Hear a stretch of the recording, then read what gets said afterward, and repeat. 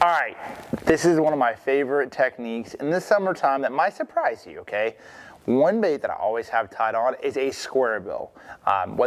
Look, of course, you guys know I love to fish out offshore, and there's times when I'm gonna throw a DT16, a DT20, and I'm gonna go out there offshore and do that. But there's always bass to be caught on the bank, and a square bill is one of the best baits to have tied on all season long. Now, there's a lot of different colors that I'll sort of pick from, but I wanted to dive into a deep dive of my color selection for summertime square billing. Let's go. We're here in Mexico. We are in the Dominican Republic. So I'm gonna tell you a couple different tips that have helped me over the years. Wow! Unbelievable! Jacob Wheeler makes history! The big thing that you have to really think about when you're selecting the color that you're gonna use in the summertime is what the fish are actually eating, okay? First thing, okay, you're gonna think shad, of course, definitely. That's one thing you're gonna think of. They're still eating crawdads, but you don't see as much crawdad-based stuff. And then, of course, bluegill and brim. So that's sort of where I'm gonna base my color selection off of. First off, in cleaner water, a green gizzard shad, this one right here is my absolute favorite, okay? This guy right here has a lot of shad hue to him. He has a little bit of green as well, but he also works pretty well if you're trying to imitate a bluegill. And what I mean by that is he has that green pearlescent to him. So when I'm cranking that one around, I've had a really good luck with this color, even when this fish are like on a bluegill spawn, and those fish are actually eating smaller bluegill. I've caught some nice fish on that. Typically, your square bill is gonna be more of a stained water technique. So you're gonna look for the stained water in your particular lake or river, but that's one that works well in cleaner water. Now, jumping into number 2 for my selection would be if the water's a little bit more stained, and this is like the number 1 square bill color for me, period, end of story. And that is just an old school black back, white pearl side. You cannot go wrong with a traditional shad color. And what's so great about this is it's not gonna be really great, typically a great color in super clean water because it is very pronounced, but it's an unbelievable color in stain to muddy water. Because one thing that I've always thought of when selecting a black and white crankbait is even in stained water, the shad turn more pale. So that's a really good shad imitator, and that's the color that I probably if I have one out of all these, it's hard, but this is one that tried and true. If I only could select one day in and day out, this guy right here, a traditional black and white crankbait, just catch some. All right, number 3 on the list is gonna be, and this is not exactly like in order. Number 3 on the list is black chartreuse. I don't personally throw black chartreuse all that much, but there's times when the water clarity is pretty dirty that I feel like black chartreuse is just something that you sort of need to have in your rotation. I would say this is probably my least favorite color out of the rotation, but when in super stained water or when you need a little bit more flash or you have a cloudy day, or early morning, I will actually throw a black chartreuse in those scenarios. A little bit more contrast, could generate a few more bites, but it's just sort of trial and error. I had to throw it in there because it's probably like the number 1 chartreuse. Black chartreuse is probably like one of the number 1 colors for a square bill, but I just don't throw them as much as I used to. I feel like fish are getting pressured more, and these fish, not as much shallow though, which is another reason sort of like why to stay shallow in the summertime. But it's one that I throw very little, but it's someone that I still have in my box because it's a tried and true color that's caught them for 30 years or more. And it's about to catch me. All right, number 3, more bluegill imitators. This guy right here is it's more of like a bluegill imitator, but also just sort of a subdued shad. It has a shad dot to him, like a copper, I think it's copper green shad or something like that.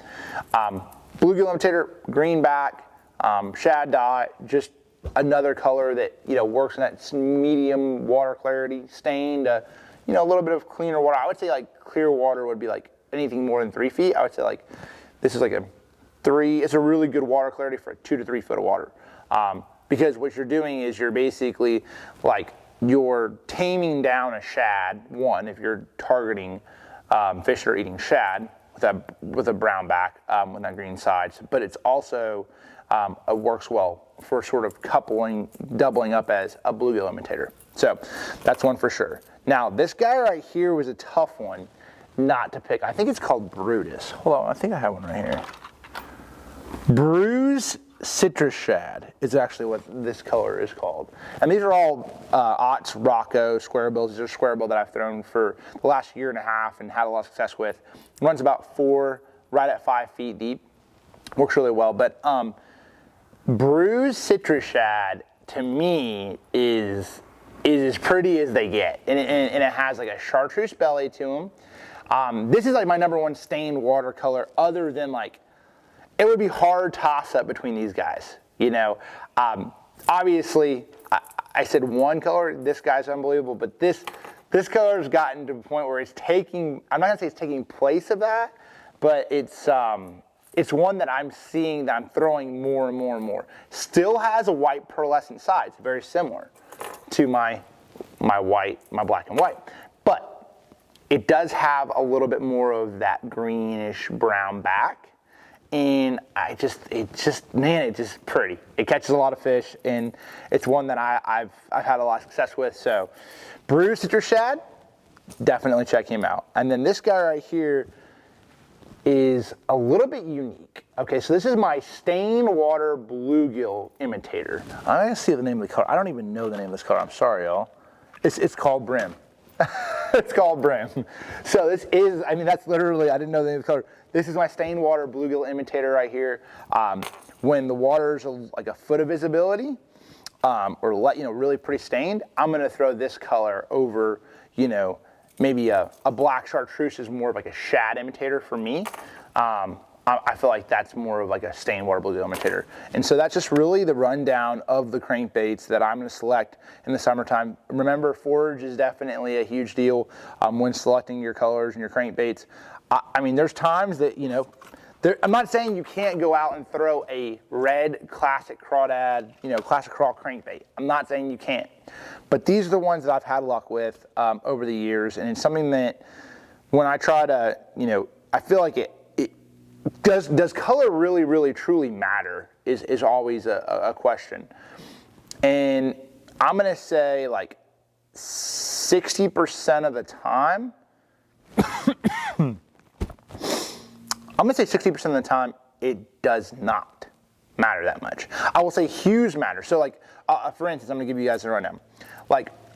So I think 60% of the time, you're gonna catch the exact same fish on these two crankbaits, because the overall complexion of the crankbait with a pearlescent side on both sides, I think those fish are gonna bite both of them in that clarity of water. But this is where it's really, really different, okay?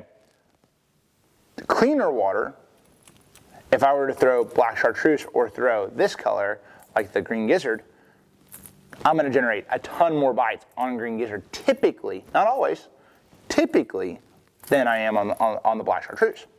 So I don't wanna pigeonhole ourselves and say this is how you have to fish or how you have to do this, but day in and day out, that's the rundown of and the reasons behind it.